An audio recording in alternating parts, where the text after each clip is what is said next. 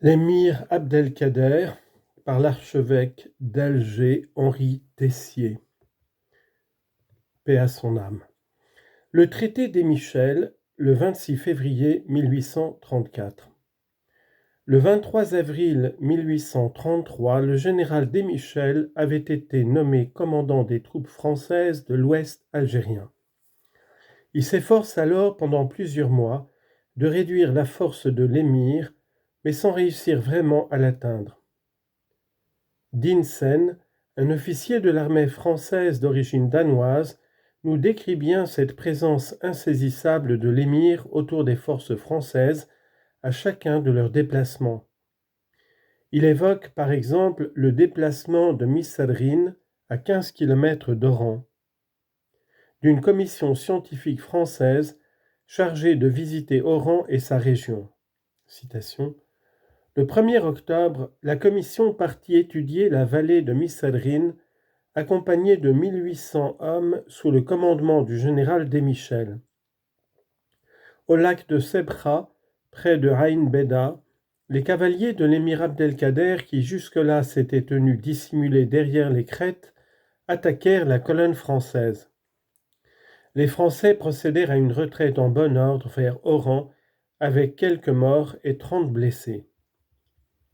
Fin de citation. Peu de temps après l'arrivée de Desmichel, l'émir entre à Tlemcen le 17 juillet 1833, où il fait reconnaître son autorité, sauf aux Turcs et aux Kougourlis, enfermés dans le Méchoir.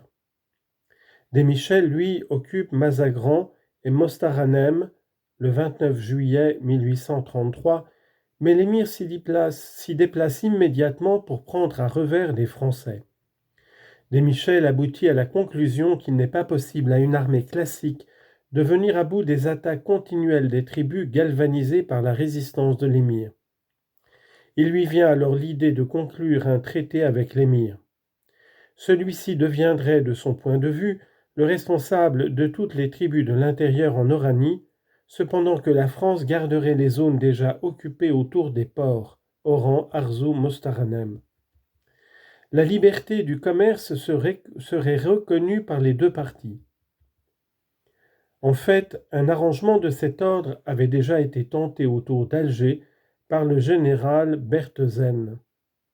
Il avait signé le 24 juillet 1831 un accord avec l'autorité responsable de la région de Koléa, Mahi ed-Din Esrir ben Mbarek.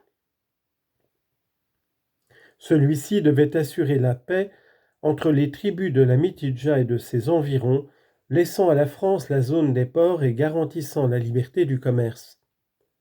Cela peut paraître étrange aujourd'hui, après 130 ans d'occupation de type colonial, mais doit être replacé devant les hésitations de la politique française de l'époque.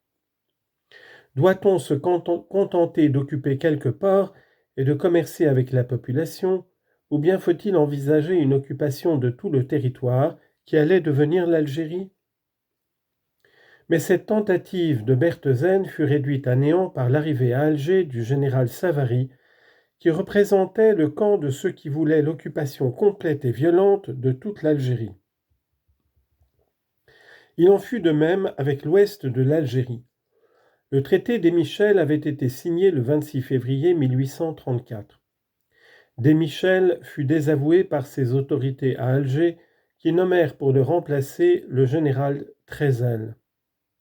Ce successeur de Desmichel arrivait à Oran en 1835 et s'engageait, dans une toute autre attitude que son prédécesseur, commençant à mobiliser contre l'émir les deux tribus marzennes voisines d'Oran, les Douair et les Zmala. Trezel organisa alors une expédition contre Mascara, mais il fut vaincu par l'émir et son armée subit une déroute dans les marais de la Mekta les 26 et 28 juin 1835.